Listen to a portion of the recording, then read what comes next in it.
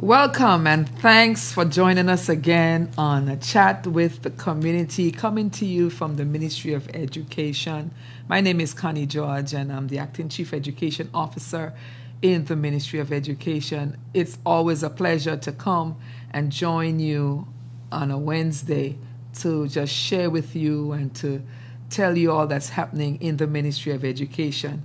Today I'm joined by a team of guidance counselors, and it's my pleasure to really say happy Counselors Week to all counselors in this territory. This week we are celebrating Counselors Week, and what a better time for us to take some time just to chat with counselors, hear what's going on with them, what is happening, what they're doing, how they're making the week a special one for themselves. We have had the counseling service in our schools for over 25 years. And so it's really been a pleasure. It's really been one that we are looking forward to hearing exactly what they're doing and how they function as counselors in the education system. The tasks that they perform, it's varied. And they will tell you today all the things that they do to help to ensure that our students are staying on the cutting edge. The psychosocial side is taken care of. The career side is taken care of. And the list can go on. So I want to, even as I start, to say thanks to all counselors in our system.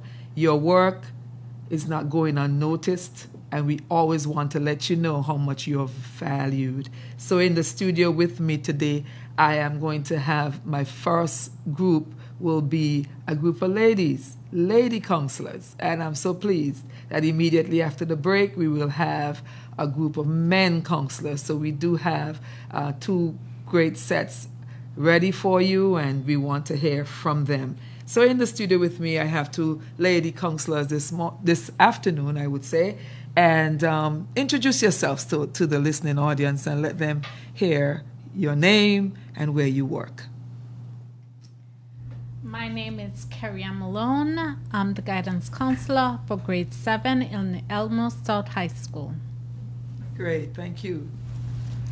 Good afternoon. My name is Sharon Leonard. I'm the guidance counselor for Willard Whitley Primary School and Francis Lexham Primary School. Thank you. Thank you for joining me and thank you for being here. So I want to start this discussion this afternoon by having you share with us, why did you become a counselor? You know, when I was going to school and when we were growing up, counselors were basically non-existent. And I remember at some point, maybe in my final year, counselors came on stream and was one person. Now we have quite a number of you who have decided to become counselors. So speak with us. Tell us, Miss Carrie, and I'll ask you first. Well, watching children experience life and helping to guide them brings me unbelievable joy. All right. By instilling skills of necessity and aiding in the possibility of a fulfilling future is important as it enables them to not only be resourceful, but resilient. Thank you. Miss Leonard?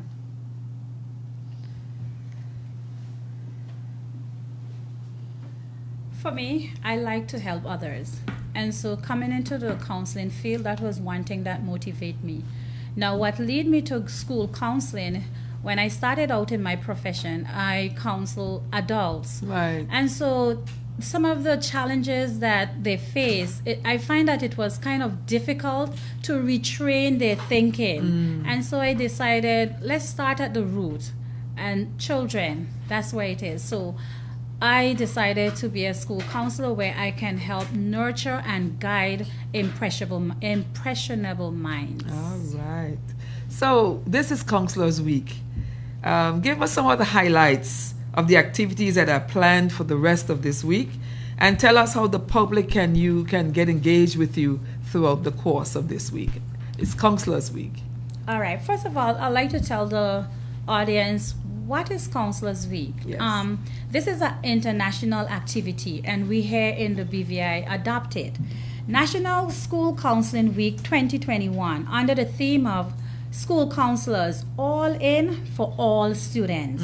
And this is sponsored by the American School Counselor Association. Counselor Week is the 1st of February to the 5th. Here in the BVI, we started our week with from the 31st of January, where we went to the Kinganabay Baptist Church and we worship with them there. National School Counseling Week highlights the tremendous impact school counselors can have in helping students achieve school success and plan for a career. Now, some of the activities that we have planned for the rest of the week, as you know, today we are here with you. We have some other awareness programs set up where we'll be going to several radio stations. On Wednesday, we are going to keep ourselves updated by having a continuing professional development at Student Services. And we have a number of programs that we want to have, that we are going to be blessed by having people enrich us and refresh us. We are going to be talking about sexuality with students without bias or prejudices. We are going to be talking about drugs. How do we identify signs of drug awareness? Also, we are going to look at skill development, how we can help develop our students, and advocacy and problem solving when dealing with our students with special needs. And the final topic for that day will be mindful relaxation techniques. That is on the Thursday. And then on the Friday, we're having a retreat, self-care, self-love. And I think that explains itself. We'll be loving ourselves that day.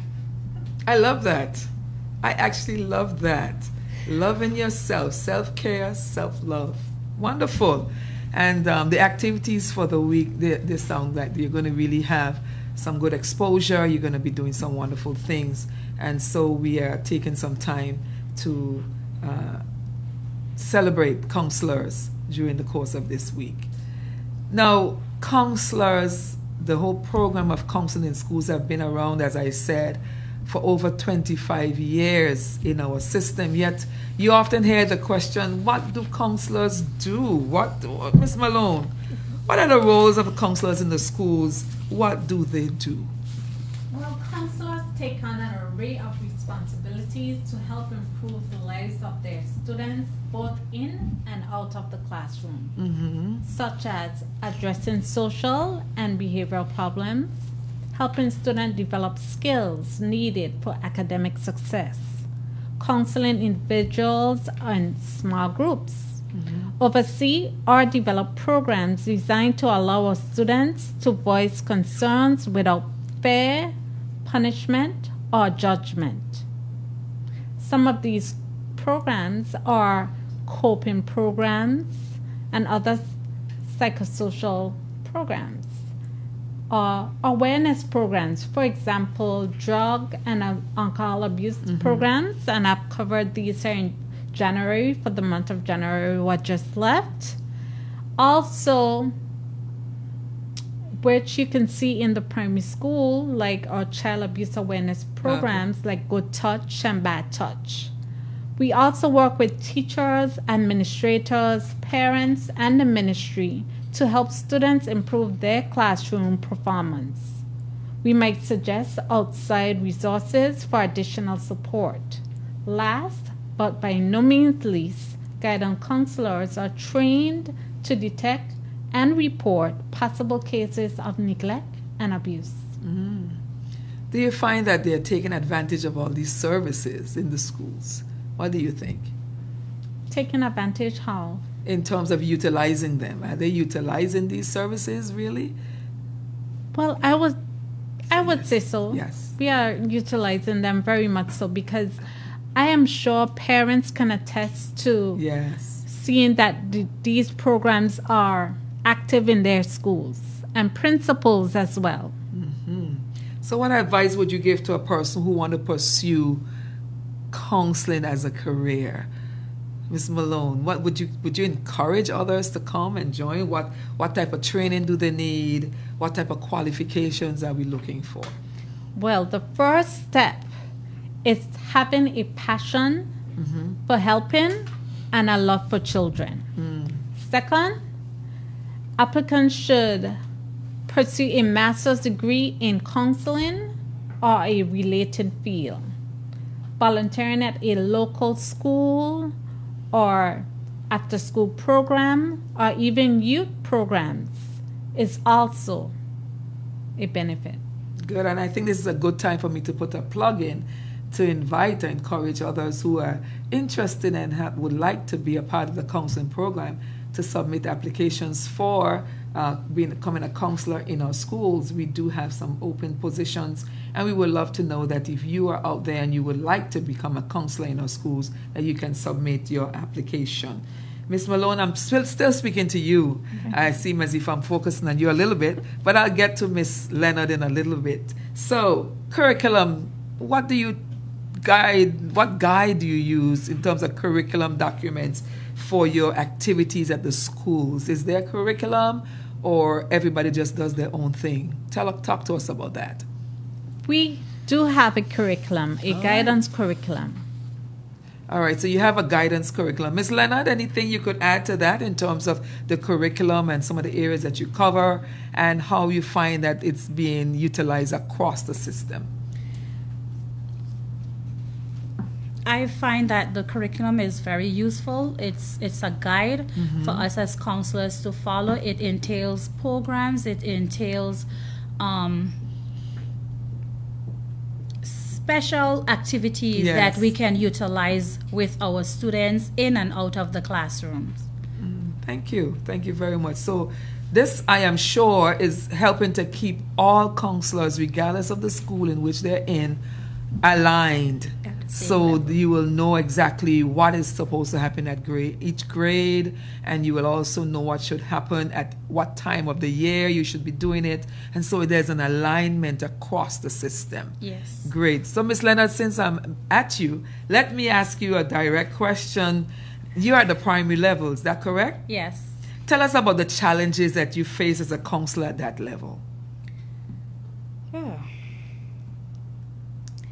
At the primary school level, and I will speak of the primary school level, but I think you may have these at the higher level also.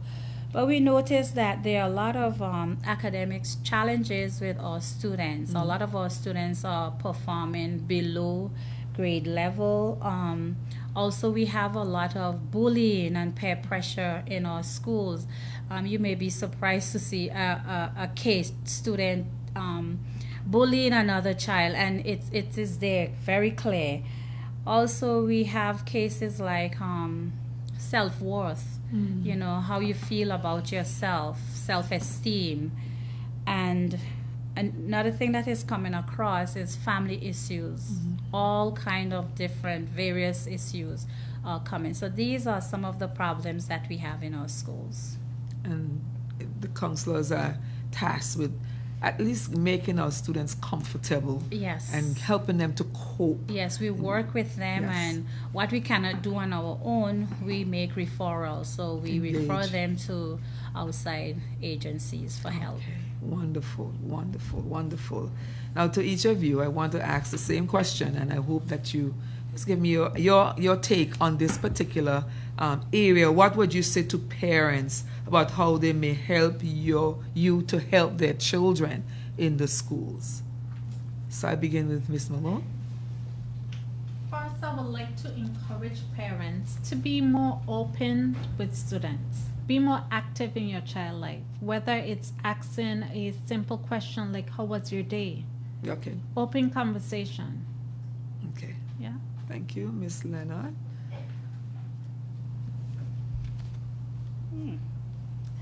I join with Ms. Malone with the same. Many of our parents, well, it's kind of hard for me to say, but it come across as if they're not conversing on a day-to-day level with their children. So if they're open with their children and the more they dialogue with them, children will be open when they come to school. And so they would not be afraid to speak to the counselor. They would not be afraid to speak to teachers. Another thing that parents can do is appreciate counselors and the services we are offering. And so even when children are experience difficulties at home, they can also reach out to us. You know, you call us like my child is da da da, and you know, put us on, you know, that we'll know when that child come, we can help that child with whatever specific problem they're experiencing. So we just want parents to speak to their children and acknowledge that we are there to help. All right. Great. COVID-19. You know, I couldn't end this way without asking you something. How are you functioning? How are you managing with your work? How have your work been affected by COVID-19? How have you been able to support others, you know, in terms of the psychosocial during this COVID-19 period? It's been a rough time for everybody, and I am sure you yourself have been experiencing some issues on your own, but because of the profession in which you're in, you have to be strong for other people. So tell me how you have been coping with that, and how have you been helping and reaching out to others?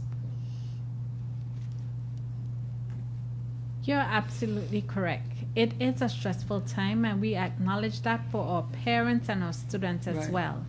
But self-care is very much needed, and utilizing things like exercise programs or gyms, even our local dojo karate I've joined. Okay. So I'm very active in that as well. Some of our dance programs, who you will see at the fair that we have adult classes as well as children classes. So I go to dance classes as well. Or even something as simple as attending church. That's another coping mechanism. So every Sunday I attend church, and it allows you to rethink and recope and recuperate everything. And Ms. Malone, I have to say that I've been trying my best to keep up with our little secret, you know, Yes. and making sure that I stay with my exercise and keep up with that. It's been working, and I do thank you for the advice that you have given to me. Okay. So Miss Leonard. When the pandemic started here, what we did as counselors, we put away the curriculum. So we wasn't following what we had planned.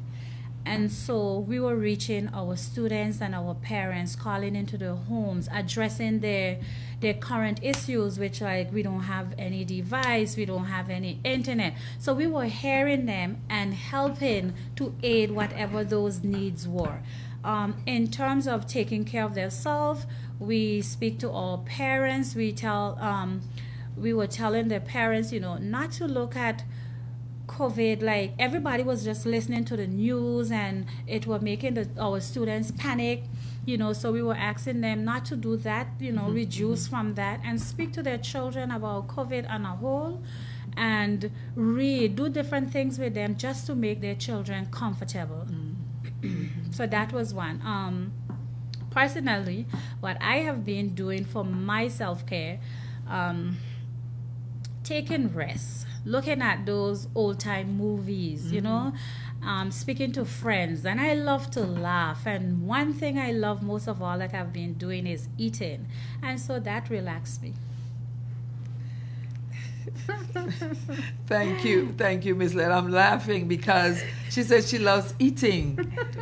Are you exercising? Yes, All that right, was great. always there, yes. So we have to bring that balance because we Yes. don't want to have too much eating and not Yes. enough exercising. Wonderful. So you did answer how you're helping others, and you also spoke about how you're helping yourself, because in this COVID time we have to take care of ourselves as well as do our best to help others in the profession in which we are in. So as I wrap up with you both, I want you just to look at the camera and give a closing word to all who are listening in terms of dealing with yourself as a counselor, and what can you challenge others to do as a counselor from your perspective. Yes. All right. I just want to say, every day we strive to serve the whole child, not half, the whole child, with a mix of social, emotional support, collaboration, and we also link them with community connections. Our goal is to help students. So whatever we have to do to help our students to get over whatever barrier that they're facing, I would just like to encourage the entire public to work towards that. Let us work in team effort to help our student. Our student eventually will be our leaders for tomorrow. Thank you so very, very much, Ms. Malone.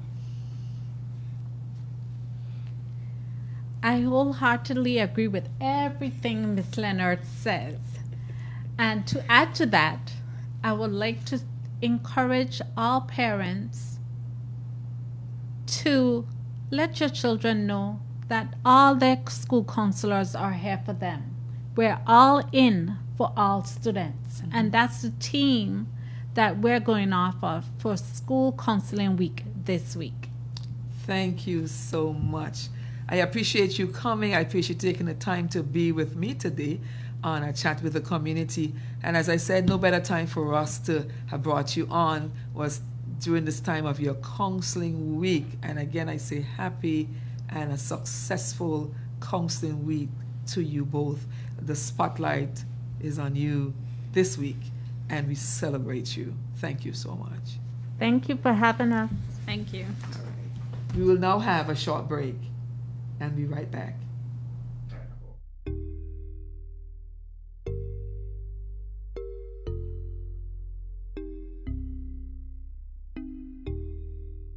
Did you know if you engage in unauthorized visits with a person in quarantine, you will face a fine of $5,000? If you deliberately tamper and damage a geofencing device, you will face a fine of $2,000. If you do not return a wearable or tracking device, you will face a fine of $500. If you breach the protocols or guidelines as set out in the COVID-19 Control and Suppression Regulations 2020, you will face a fine of $10,000. Also, if you provide false information on an application for entry into the territory or to a designated public health or quarantine officer enforcing a quarantine order, you will face a fine of up to $5,000. Did you also know that public health officers under the Ministry of Health and Social Development can issue fixed penalty tickets? And persons can be arrested for failure to comply with a quarantine order under the COVID-19 Control and Suppression Miscellaneous Provision Act 2020. So, be sure to follow all health and safety protocols. Wear a mask or face shield when in public at all times. Sanitize, practice sneeze and cough etiquette, and practice social distancing. Remember, if you experience any symptoms related to COVID-19, including fever, cough, headache, fatigue, loss of taste or smell, sore throat, muscle aches, or difficulty breathing, contact the COVID-19 medical hotline at 852-7650 to be assessed by a health professional.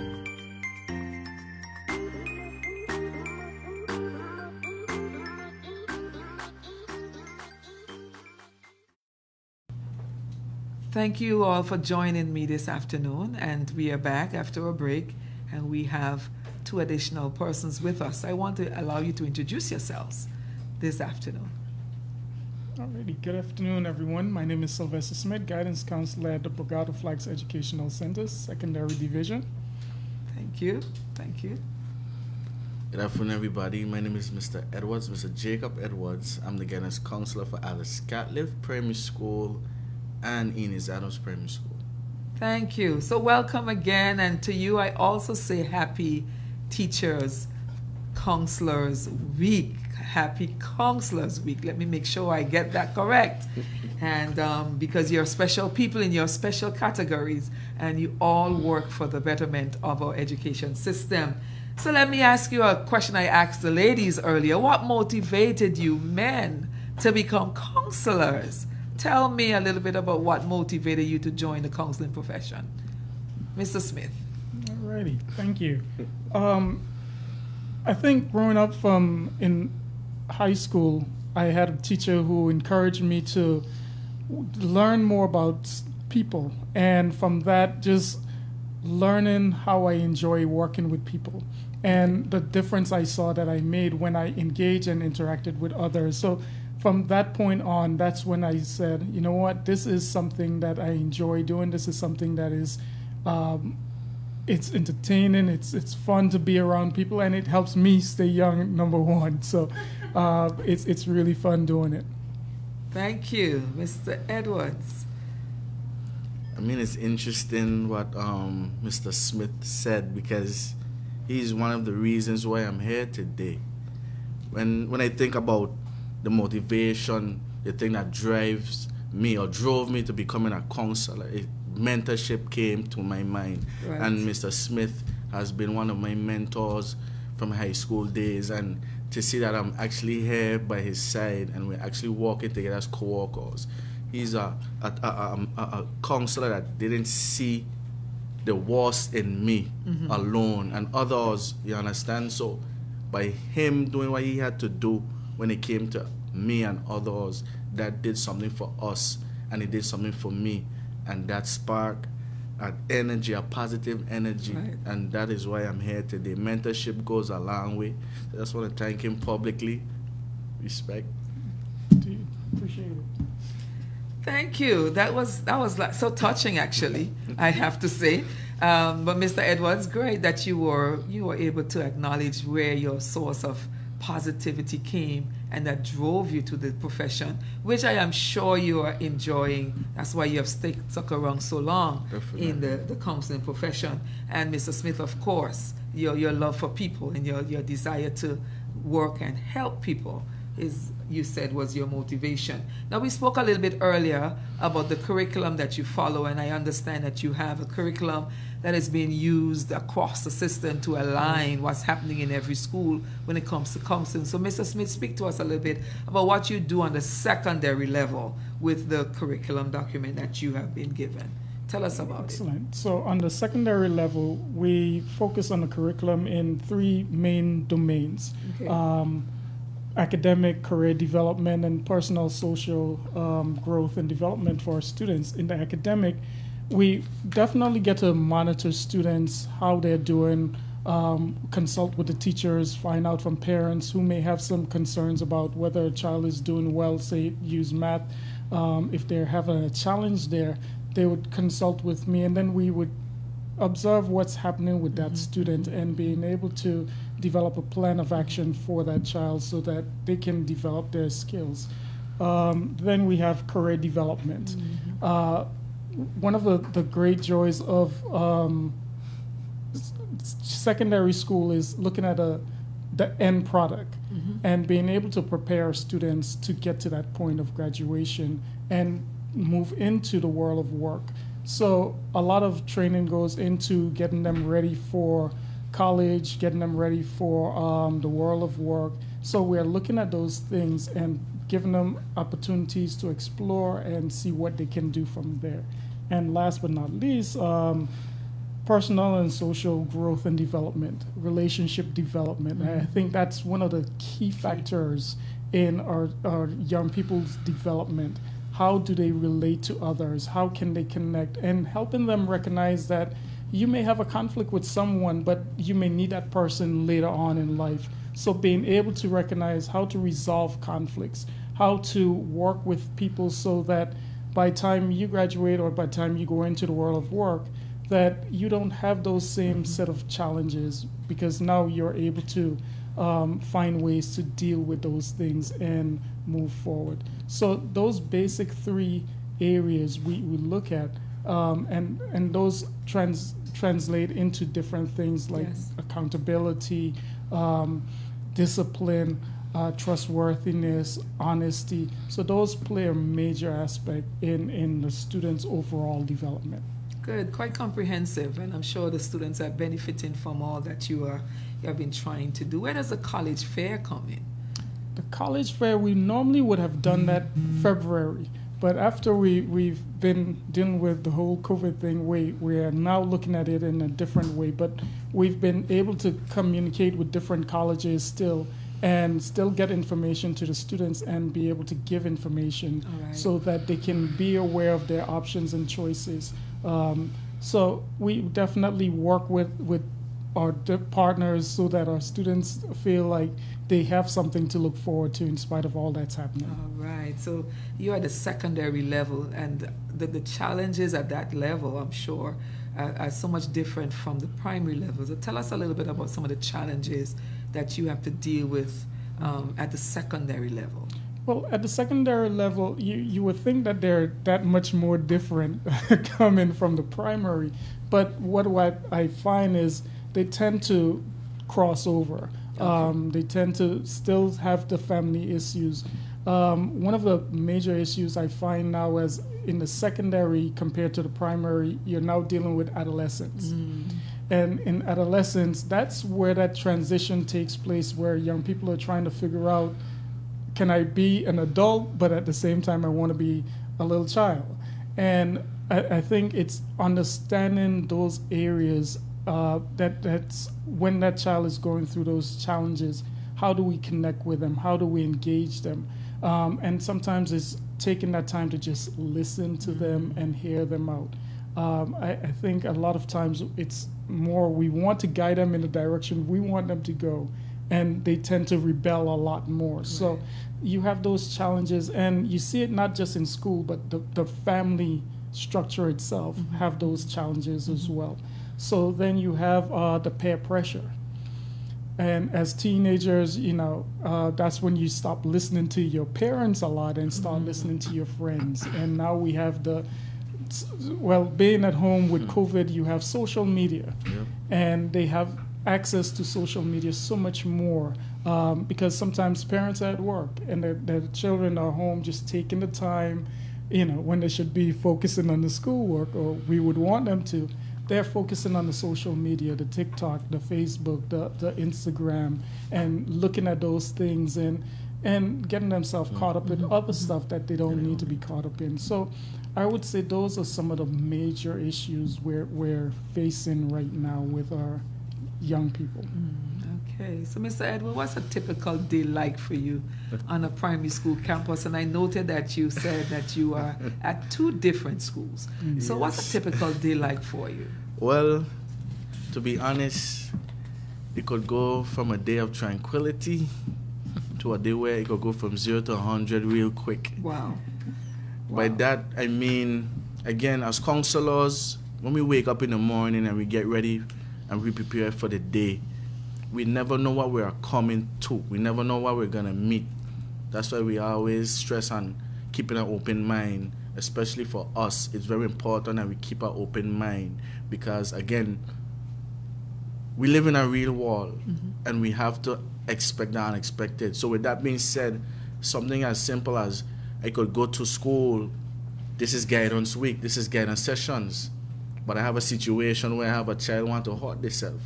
That's a whole different ball game. That's a whole different situation. So now that sessions gets put aside because I have to attend to that need. It's my job, it's my obligation, it's my passion, as the young lady said earlier. So when you talk about a typical day, there's no typical day. You understand what I'm saying? So it's basically having an open mind and whatever happens, prepare to deal with it and be an advocate. All right, thank you. So how many counselors are there in the school system, Mr. Edward? And what's the ratio of counselors to students in our system? Well, we have a lot of students. We do have a lot of students in our education system, and we have 14 counselors in all territory-wide. I think that's a good number. We get in there. We need some more, a hinting. But we do need some more, but we have 14 counselors. I would say to every counselor, there's about 250 students at least. So pretty much. Okay, all right. So, and you think that's a good ratio? I think it's a lot, but at the end of the day, we definitely are tasked with a lot, but we do what we have to do to make the best of it. All right, good. What is the most rewarding thing for you? The most rewarding aspect of being a counselor in the primary schools? Talk to me. Man, I have so many answers, but you said one. What's the most?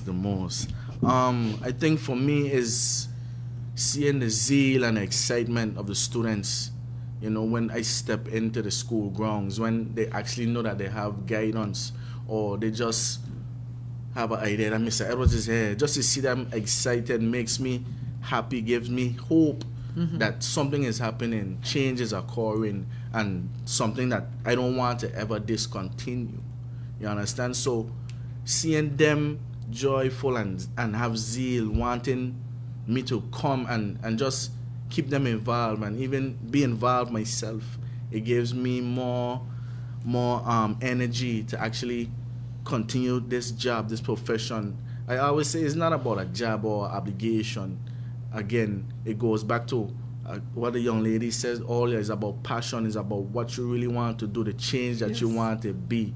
You understand? So for me, it's about seeing the children needs being met, and I as a counselor also experiencing what they are experiencing, because it's not just about them, it's also about me. That's what I'm saying. It's always important to keep an open mind, because we always say I'm helping you, but I'm also helping you so you can help me as well. Right. So for me, it's just a matter of the joy, the passion, seeing them wanting to be involved. Yes. Mr. Smith, let me ask you the same question. What is the most rewarding aspect for you of being a counselor? Wow.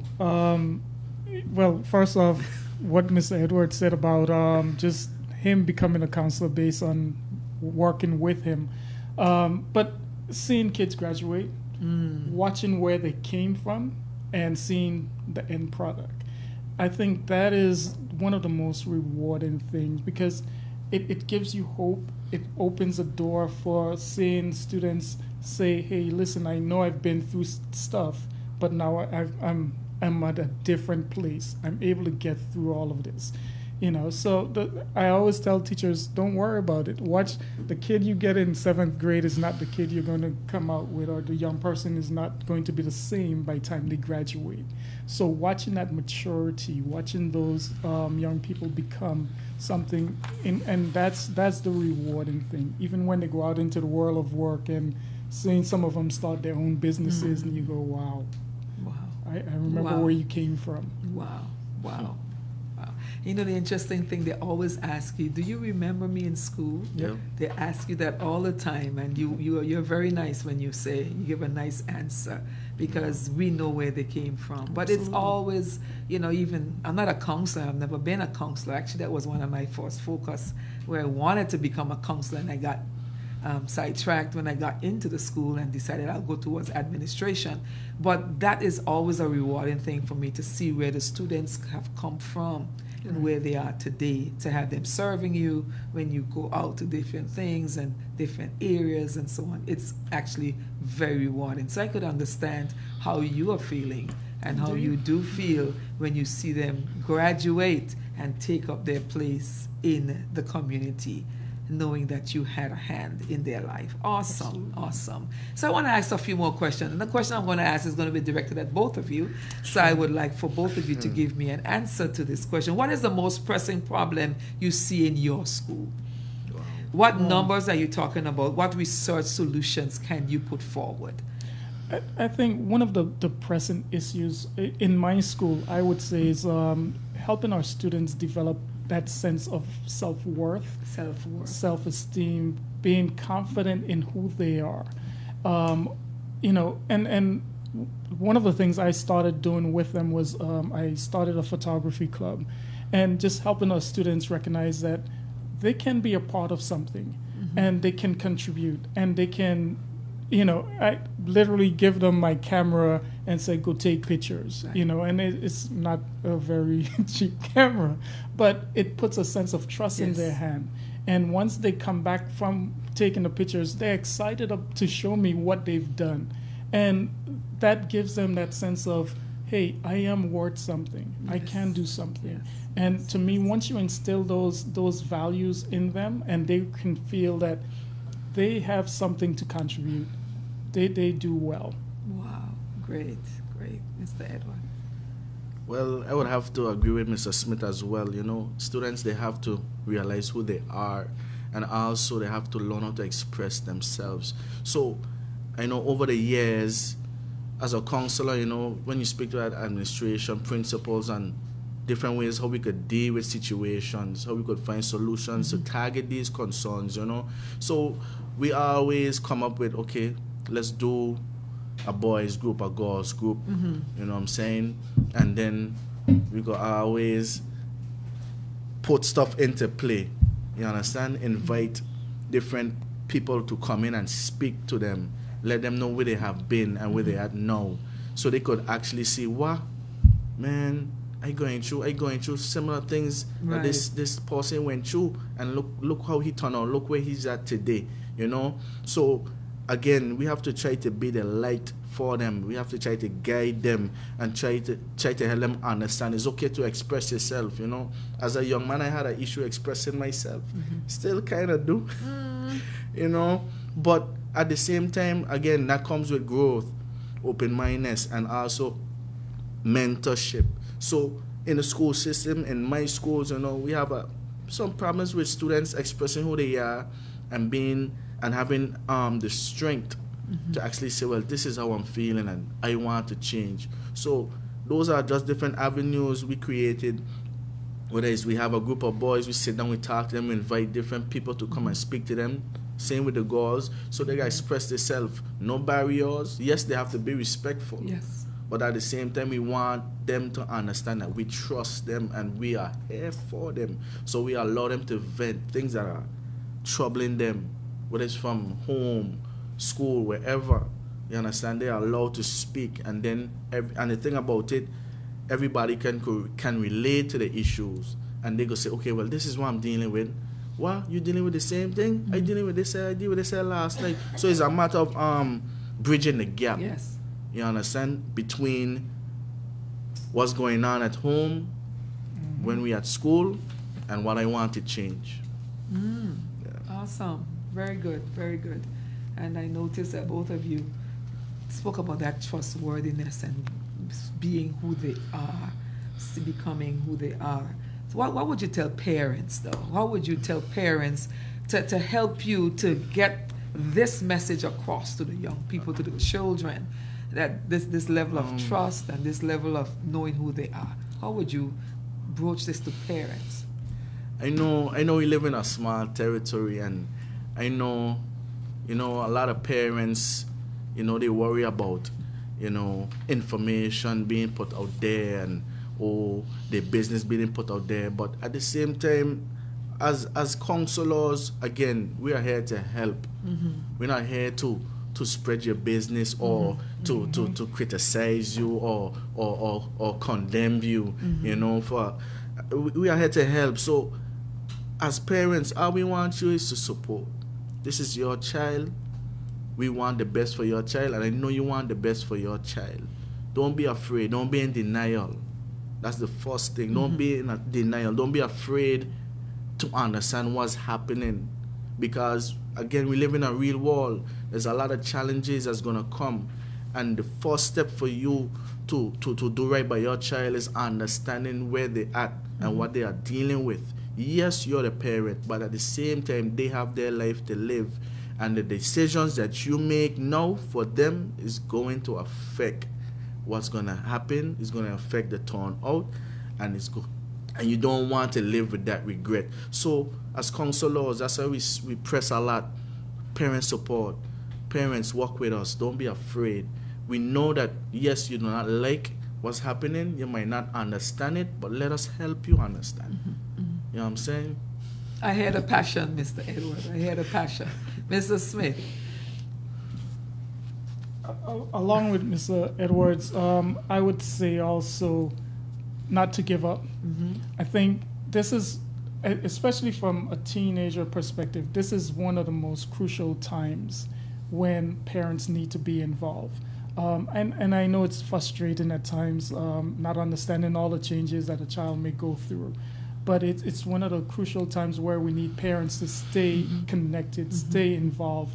I would always say, be patient with the child, be patient with yourself. Right. Those are some basic things that we start off with, just being patient, but stay involved. Keep your ear open, hear what's going on. Don't jump to conclusions. Don't be angry all the time. Trust the But process. take some time to connect. Yes. And I think those are some key things that parents can do. And of course, always stay in contact with your school. Hear what's going on. Even if the child is doing great, still call. Ask what is it that's going on. Find out what's happening in math or English or science or geography. Find out what can you do to continue to encourage, support, help, and engage the student. So in other words, just be there, be available, be supportive. Thank you all so much for those answers. And parents, I trust that you listened and you heard that they're reaching out and want to have that connection with you. The collaboration is so important with the child in the middle, the counselor, and the parent. It is so important.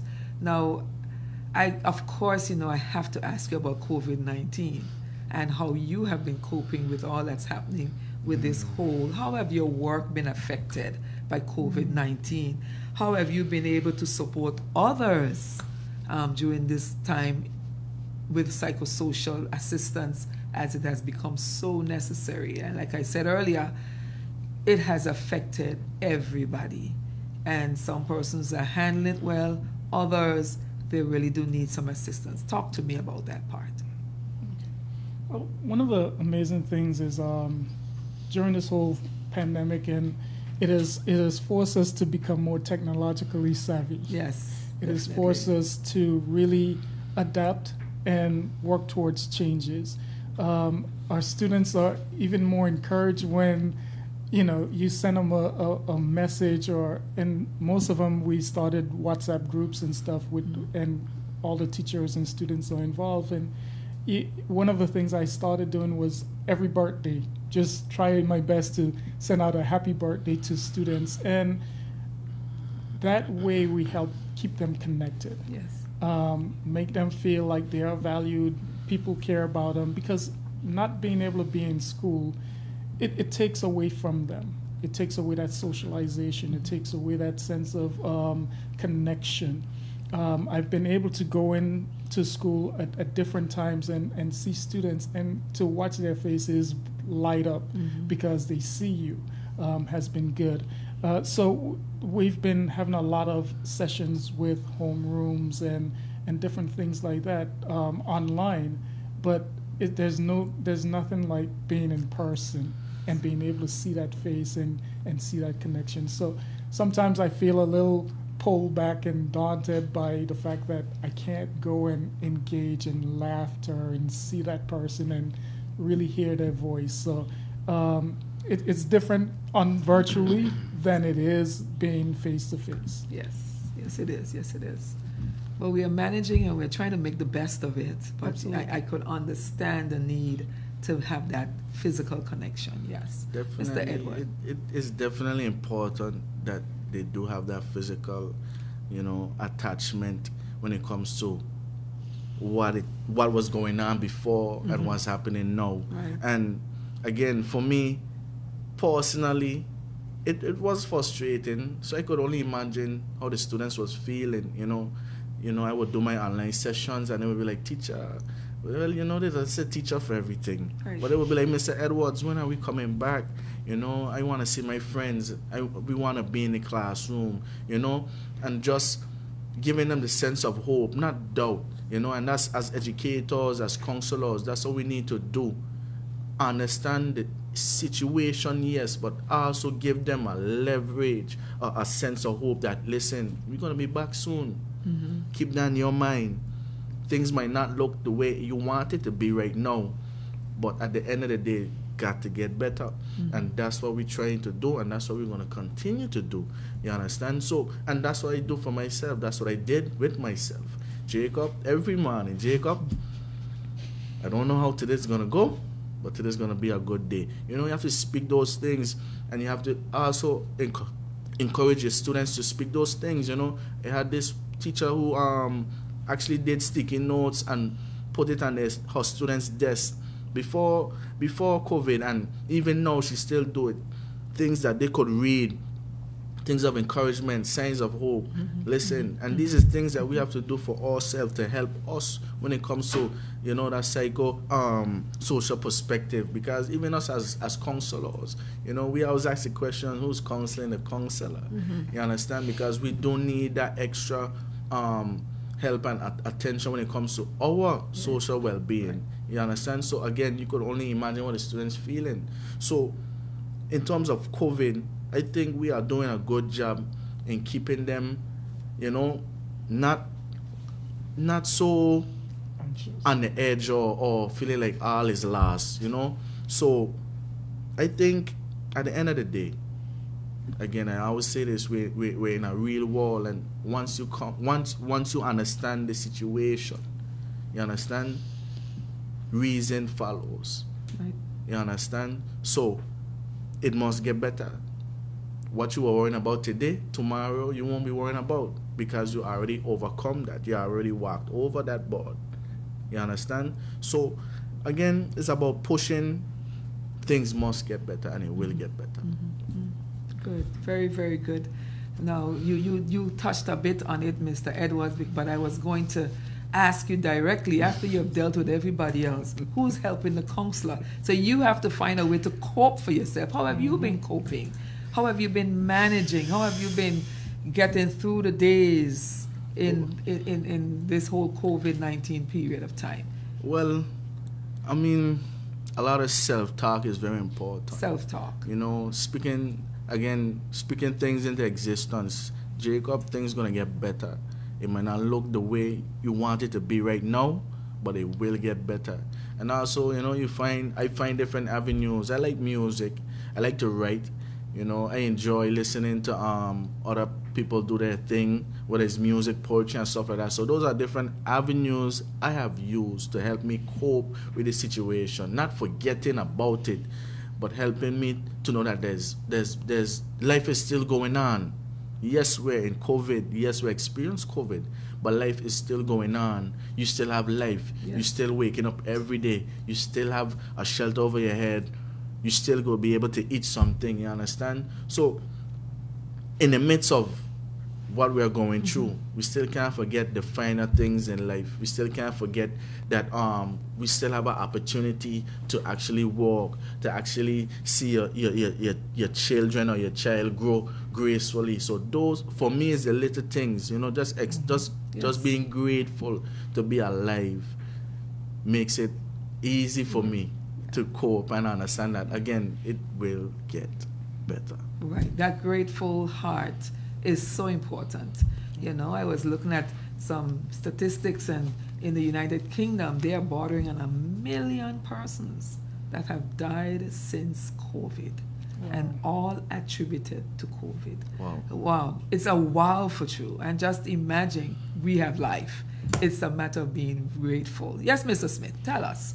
How have you been coping? What are the things that you have been doing to help yourself in this process? One of the great joys of being a school counselor is having 14 or 13 other counselors you can reach out to. Wow, great. And I think we take for granted the relationships that we have with people. You don't always have to carry all your burdens by yourself. You have others you can talk to and share with the challenges that you go through. So definitely reach out to my other colleagues and share my frustrations or my feelings at times. But even beyond that, reaching out to others that I know, whether it's through church or ministry, and just having conversations about life. But one of my passions is photography. So, of course, I go out and I start taking pictures. I tell my wife, I'm going out for a while. And I just go and take pictures. Right. And fun. That's my escape, Sometimes when I come home, I just spend time with the kids and just play games. Mm-hmm. Whether it's checkers, whether it's Connect Four, whatever it is, just taking some time to not focus on all the other stuff. Mm-hmm. But just finding some relief. I love gardening. Mm-hmm. I get into the garden, I start planting or weeding up stuff and cutting the grass. All those little things that we may say are mundane and just don't make any sense, but those are the things that that helps us, help me to get through some of the challenges. And of course, the exercising and that plays a huge role in my early mornings and the devotionals and being able to connect with our Creator and God and everything else. So those are the key steps from me. And, I would encourage others. And they have been keeping you going. They have been keeping you going. They've been keeping a smile on your face. They've been keeping your family happy and the whole 9 yards. Absolutely. Gentlemen, it has been a pleasure. It has been a pleasure having you and sharing with you all your experiences in terms of being a counselor in the education system. And as I said, we have had counselors for the last 25 years or more. And every year I think that we are improving in what we do as counselors and building our capacity to really handle the psychosocial aspect of our students and the entire system. So I just really want to thank you so much for taking the time to be here. Again, happy Counselors Week. It should be a phenomenal. You have 2 days left and you're going to end them with a bang. I understand. Are you two going to have that what did you call it? Getting to know yourself and pampering of yourself and all of that. That should be awesome. That should be awesome. And it's not just for the ladies, guys. It's for you also. Take some time for you. It is absolutely important that you also take the time. It was a pleasure having you. And so I just want to end today as we recognize the role of counselors in our system is vital. We want them to always know that they are important, you're valuable, and what you do is absolutely necessary. And ladies and gentlemen, you would have heard quite a lot today on the counselors, what they do, how they function, how they've been coping, how they're encouraging you to cope. Parents, they've shared some things to you and asking you and telling you how you could help them to do their job with your child. One of the key things I heard coming out is that you talk with your child. So very important. And that it's not everybody on a gadget, but have a little family time where you have some time to talk. By way of announcements in the ministry, I just want to share that February 11th and 12th will be no school days for students. February 11th is going to be a professional development day. We have learned that in any growing and education system, we must take time for our staff to be developed, for our staff to grow, for our staff to be exposed to cutting edge information that will make them better at what they do every single day. So we are taking Friday 11th will be our professional development day, and then on the 12th will be our mid-term break. So next week is going to be a short teaching week, but definitely so much is happening. Our students are engaged online, so of course work can continue. And then I want to share that this week Wednesday we begin our secondary school debates, our inter-secondary school debates. They begin on the 3rd of February. We have 6 schools that will be competing: Brigada Flax Educational Center, Secondary Division, Cedar International School, Siboney Center of Excellence, Claudia Creaky Educational Center. We also have Elmo Stout High School and the Virgin Islands School of Technical Studies. Those debates promise to be exciting, and I want you to take some time to join. We will be airing them after the fact, simply because we are going to be running them during the day this year. With all the COVID protocols and social distancing and all that goes with that, we want to be sure that those who are coming from overseas are able to get on island and return to their homeland within the day. And so we will not have to deal with all the other things that go with overnighting. So I want to thank you all from now for joining us in our debates beginning Wednesday of this week. As usual, as I bring the program to a close, I really have to acknowledge the work of my Minister of Education, Dr. the Honorable Natalia Whitley, and the work of my Permanent Secretary, who are all both working so very hard to ensure that we are moving forward with education in this territory. And definitely all those who partner with me in the Ministry of Education when it comes to ensuring that our schools are functioning. My maintenance team, my office team, my education officers, they all play a vital role. And definitely when I go on the grounds, I have to say kudos to the principals on every campus in this territory. You're doing an awesome job. And definitely staff, teachers, counselors, janitorial staff, every single person. Your role is vital to us having an excellent education system. So I salute you all every single time.